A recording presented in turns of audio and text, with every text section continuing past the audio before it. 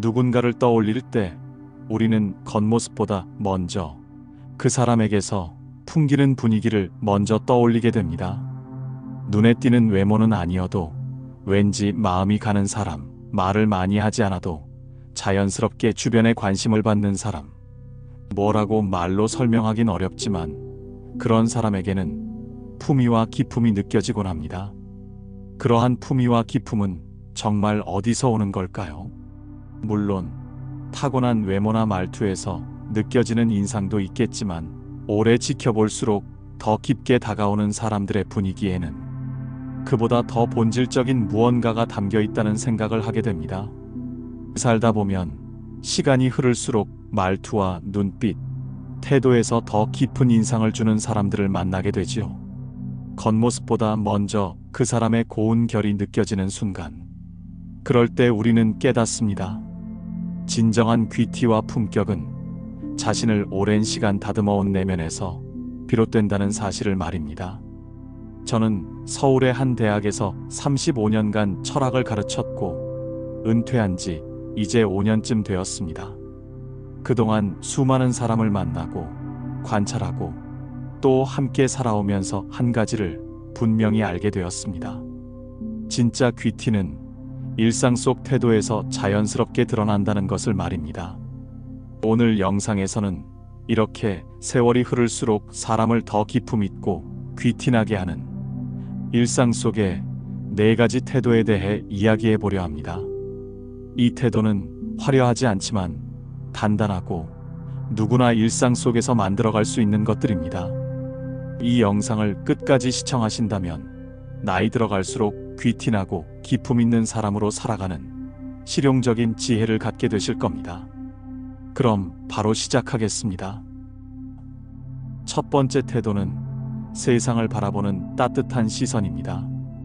우리는 누구나 마음속 깊은 곳에 이러한 바람을 품고 살아갑니다. 바로 존중받고 싶다는 바람입니다. 누가 나를 판단하지 않고 있는 그대로 바라봐 주기를, 내 이야기를 흘려듣지 않고 진지하게 들어주기를. 그럴 때 우리는 말하지 않아도 느낍니다. 이 사람이 나를 존중으로 대하고 있다는 것을 말입니다. 그 느낌은 미사여구의 화려한 말에서 오는 것이 아니라 말할 때 전달되는 그 사람의 시선입니다. 오프라 윈프리의 이야기를 해보겠습니다. 수많은 사람들이 그녀 앞에서 자신의 가장 부끄러운 과거를 고백했습니다. 성폭력 피해자, 전과자, 자녀를 잃은 부모, 심지어 가해자까지도 그녀 앞에서는 고개를 들고 자신의 이야기를 꺼냈습니다. 왜였을까요? 오프라가 했던 질문은 남들과 크게 다르지 않았습니다. 하지만 그녀는 질문과 대답이 이루어지는 과정에서 상대를 바라보는 눈빛을 놓치지 않았습니다. 말을 멈춘 순간에도, 고개를 끄덕이는 짧은 동작에도 당신의 고통을 외면하지 않습니다. 라는 마음을 전하고 있었습니다. 그 진심은 상대에게도 고스란히 전해졌습니다. 그녀는 방송 진행자였지만 말로만 진행하지 않았습니다. 사람에 대한 따뜻한 시선과 태도로 상대에게 존재를 인정받는 경험을 만들어준 사람이었습니다. 이렇듯 진정한 귀티는 어떤 말보다 먼저 사람을 있는 그대로 바라보는 시선에서 시작되는 것입니다. 저 역시 어느 날부터는 사람을 만날 때 그 사람의 언변보다 그 사람의 시선이 어떻게 머무는지에 대한 방식을 먼저 보는 습관을 가지게 되었습니다. 얼마 전 한 고등학교 졸업식에 초대받아 갔다가 인상적인 장면을 보았습니다. 한 학부모가 교실을 정리하던 환경미화원 분께 인사를 건넸습니다. 아주머니, 지난 3년 동안 정말 고생 많으셨어요. 매일 아침 복도 닦아주시던 거 저희 자녀가 다 기억합니다. 그 말은 단순한 감사 인사였지만 그분을 바라보는 눈빛엔 진심이 담겨 있었습니다. 존중의 마음을 담은 시선이었죠. 그 순간 저는 생각했습니다. 아, 이것이 진짜 품격이구나. 과거 제가 가르쳤던 제자 중에도 항상 눈을 맞추고 인사를 건네던 학생이 있었습니다. 형식적이지 않은 짧지만 진심이 느껴지는 인사였어요. 그 학생은 누구에게나 그런 시선을 보냈습니다. 존중을 담아 바라보는 시선이었습니다. 그 시선은 사람을 편안하게 만들고 관계를 다정하게 엮어줍니다. 심리학자들은 이런 사람들의 얼굴에는 공통된 특징이 있다고 말합니다. 표정이 경직되지 않고 눈과 근육이 부드럽고 말수가 적어도 신뢰를 주는 인상을 가졌다는 것입니다. 사람의 눈은 뇌의 상태, 마음의 방향, 그 사람의 깊이를 드러내는 창입니다. 명품 옷도 유창한 언변도 이 사람과 있으면 내가 존중받고 있다는 느낌을 담아내기엔 부족합니다. 하지만 한 번의 눈맞춤으로 상대가 나를 존중하고 있다는 느낌을 주는 사람은 누구에게라도 깊은 품위의 인상을 남깁니다. 진정한 귀티는 그런 사람에게서 시작되는 겁니다. 두 번째 태도는 말의 무게에서 드러납니다. 살다 보면 말은 많은데 이상하게 기억에 남지 않는 사람이 있는가 하면 말은 적지만 단 한마디로 분위기를 바꾸는 사람도 있습니다. 말에는 그 사람의 깊이가 담겨 있기 때문입니다. 조용히 말을 아끼는 사람의 눈빛이나 표정에서, 그리고 가만히 내뱉는 짧은 한마디에서 그 사람의 살아온 방식과 생각의 결이 나타나는 것입니다. 서울의 한 문학 포럼에 참석했을 때의 일입니다. 젊은 평론가들과 기성 작가들이 열띤 토론을 벌이고 있었습니다. 한쪽은 문학의 사회적 책임을 강조했고, 다른 쪽은 인간 내면을 더 깊이 조명해야 한다고 주장했죠. 목소리는 점점 커졌고 말은 많아졌지만 어느 순간부터 논의의 방향은 흐려졌습니다. 그때였습니다. 지금은 고인이 된 김윤식 교수님이 묵묵히 침묵하시다가 조용히 마이크를 드셨습니다. 그리고 한마디를 하셨습니다. 작가는 끝까지 인간을 사랑하는 쪽에 서야 합니다. 그 순간 그 많던 말들이 멈췄습니다. 누구도 반박하지 않았고 모두가 고개를 끄덕였습니다. 그 말은 논의의 본질을 되찾게 해주는 말이었습니다. 그날 저는 다시금 확신했습니다. 말의 힘은 말의 양에 있는 게 아니라 그 안에 담긴 의도와 사유의 깊이에 있다는 것을 말입니다. 심리학 연구에 따르면 말의 속도보다 의도를 먼저 생각하는 사람, 즉각적으로 반응하기보다는 잠시 멈추고 정돈된 말로 응답하는 사람은 상대에게 더 큰 신뢰를 주고 감정적 거리를 좁히는 능력도 높다고 합니다. 또 하버드대의 언어 커뮤니케이션 연구팀은 사람들은 화려한 말을 기억하는 게 아니라 긴 침묵 끝에 나온 한마디를 더 신뢰한다고 말합니다. 그 말이 신뢰 있는 이유는 삶의 경험에서 우러났기 때문이고, 그 말이 가볍지 않은 이유는 책임과 성찰이 함께 담겨 있다고 믿기 때문입니다.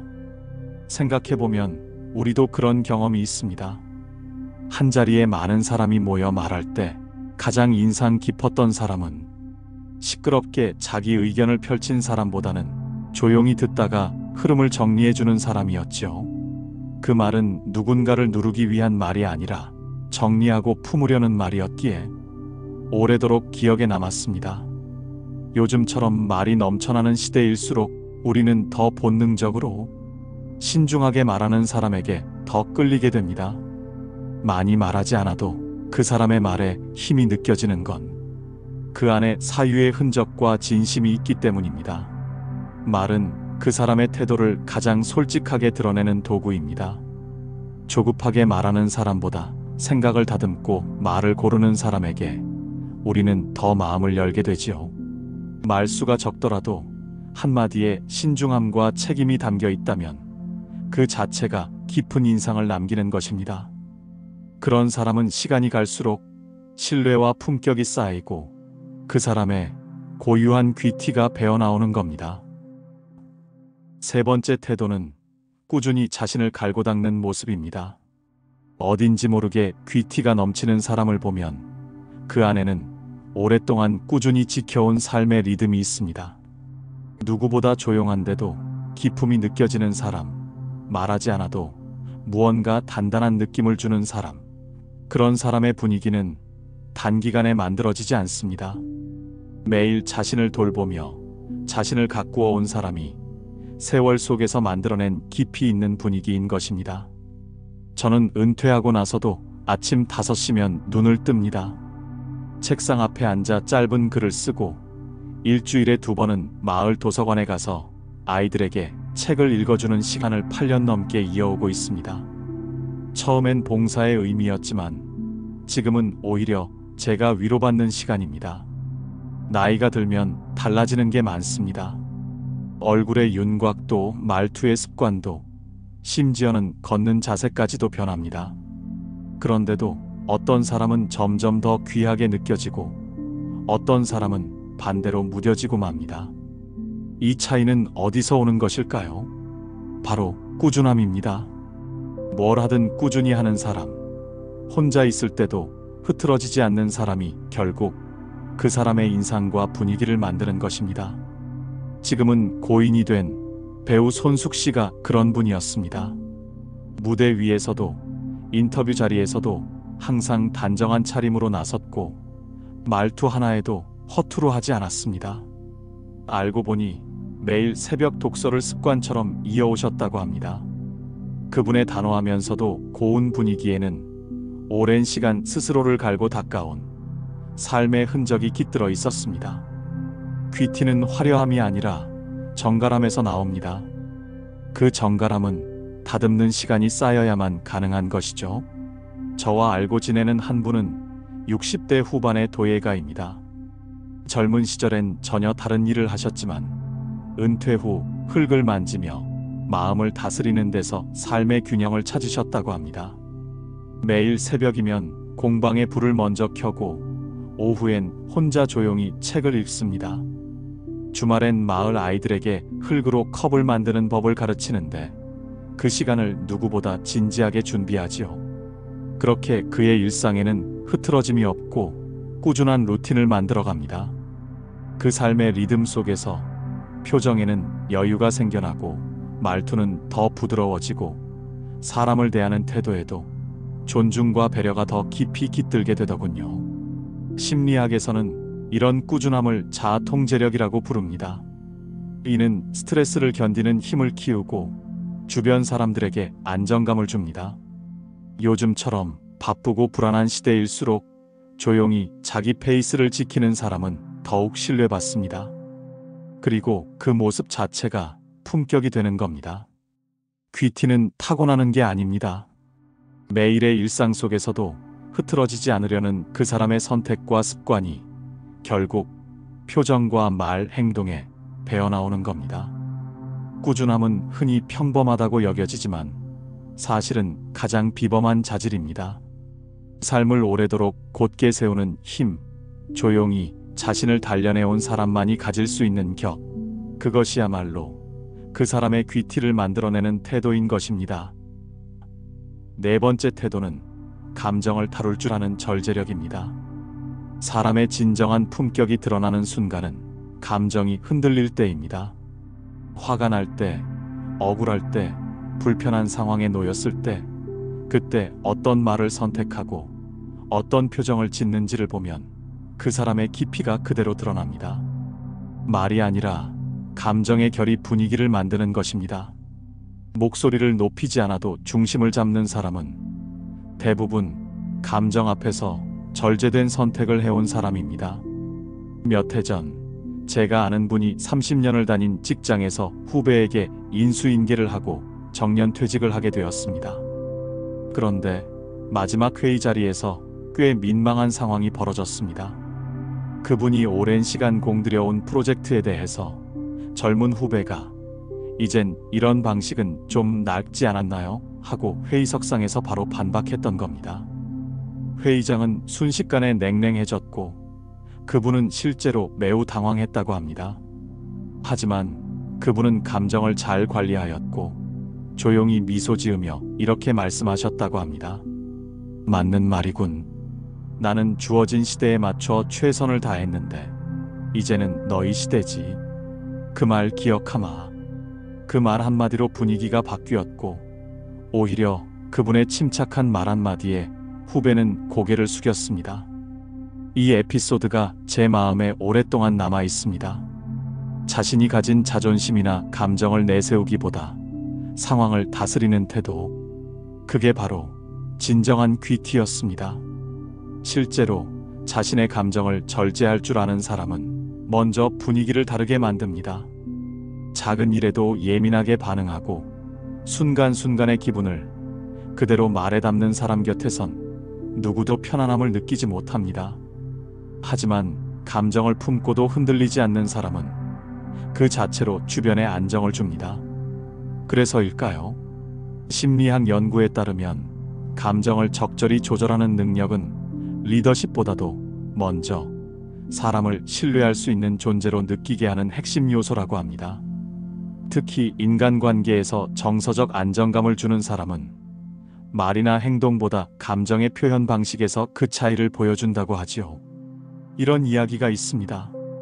프랑스의 한 심리치료사가 상담 도중 분노로 가득 찬 내담자의 말을 묵묵히 듣고 나서 딱 한 문장을 건넸습니다. 당신 마음속에 있는 깊은 외로움이 제게 전해져 오는군요. 그 말에 내담자는 울음을 터뜨렸고 상담은 전혀 다른 방향으로 전개되었다고 합니다. 이처럼 귀티가 드러나는 태도는 감정을 다스리는 여유에서 시작됩니다. 그저 담담하게 바라보고 한 박자 느리게 반응하며 단어 하나도 고르고 또 고릅니다. 기분이 나쁠 수 있는 순간에도 말 대신 고개를 끄덕이고 불편한 상황에서도 일단 상대의 말을 다 듣습니다. 이런 사람과 대화를 하고 나면 나도 모르게 마음이 차분해지고 괜히 그 사람을 다시 떠올리게 되죠.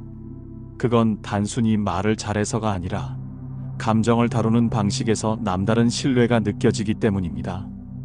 혹시 주변에 그런 사람이 한 분 떠오르시나요? 모임에서 항상 중립을 지키며 갈등을 조율하는 사람, 자신이 불편한 상황에서도 내색하지 않고 주변을 먼저 살피는 사람. 그런 사람은 말수가 많진 않아도 늘 사람들 사이에서 중심에 머뭅니다. 그리고 시간이 지날수록 사람들은 그를 조용히 존중하게 됩니다. 귀티는 이렇게 드러나는 겁니다. 다섯 번째 태도는 자기 가치를 지켜나가는 사람입니다. 귀티는 타인의 시선이 아니라 자기 확신에서 비롯됩니다. 살아보니 그렇더군요. 사람은 결국 자신이 스스로를 어떻게 대하느냐에 따라 다른 사람도 그를 대하는 방식이 달라집니다. 제가 강의할 때 가장 좋아했던 주제가 있었습니다. 고대 스토아 철학자들의 삶이었지요. 그 중에서도 에픽테토스라는 철학자는 원래 노예였습니다. 주인의 손에 끌려다니고 폭력도 당했지만 그는 늘 이렇게 말했다고 전해집니다. 내 몸은 그들이 휘두를 수 있어도 내 생각과 신념은 나만의 것이다. 그 말 안에는 어떤 말로도 표현할 수 없는 빛나는 내면의 기품이 있었습니다. 이건 결코 먼 옛날 이야기가 아닙니다. 요즘도 자신의 가치가 분명한 사람의 풍기는 분위기는 다릅니다. 자기 기준이 분명한 사람, 누가 뭐라 해도 그 기준 안에서 조용히 움직이는 사람은 기이할 정도로 주변의 존중을 받습니다. 제 지인 중엔 지방 소도시에서 작은 독립서점을 운영하는 분이 있습니다. 책이 잘 팔리는 것도 아니고 한 달에 서너 명 손님이 전부일 때도 있지만 그는 절대 허둥대거나 대세에 휘둘리지 않습니다. 자신이 하고자 했던 방식대로 매일 새 책을 정리하고 혼자 북토크도 준비하고 마을 아이들 책 모임도 이어갑니다. 그게 무슨 의미가 있을까요? 누군가는 그렇게 말할지도 모르지요. 하지만 저는 그가 가진 조용한 고집과 자신만의 리듬에서 흔들리지 않게 빛나는 품격을 느낄 수 있습니다. 그게 무엇이든 나는 내가 가는 길을 안다는 태도에서 진짜 여유가 나오는 것 같습니다. 그런 사람은 굳이 남과 비교하지 않습니다. 물론 때때로 흔들릴 수는 있지만 자신을 낮추지는 않습니다. 심리학에서는 이를 내적 기준이라고 부릅니다.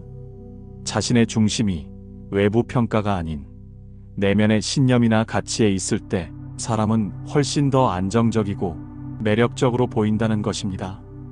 가끔 학생들이 이렇게 묻곤 했습니다.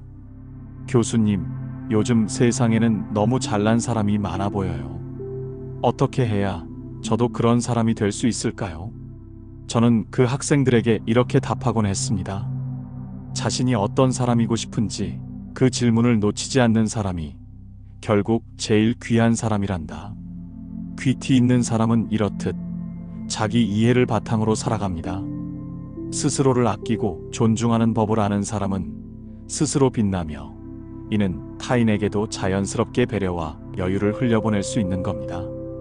스스로를 무너뜨리지 않기 때문에 타인도 깎아내리지 않지요. 자신을 아끼는 가치를 제대로 지켜나가야 타인도 나를 아껴주는 겁니다. 결국 기품과 품위는 그 사람의 자기 대우에서 출발하는 것입니다. 지금까지 스스로 빛나고 귀티나는 사람들의 공통된 5가지 태도에 대해 이야기 나눴습니다. 세상을 바라보는 따뜻한 시선, 말의 무게, 꾸준히 자신을 갈고 닦는 모습, 감정을 다룰 줄 아는 절제력, 자신의 가치를 지켜나가는 일입니다. 오늘의 이 이야기가 여러분의 기품을 더욱 귀하게 다듬고 빛나는 삶을 살도록 돕는 작은 영감이 되었기를 바랍니다. 시청해 주셔서 고맙습니다. 품격의 시선이었습니다.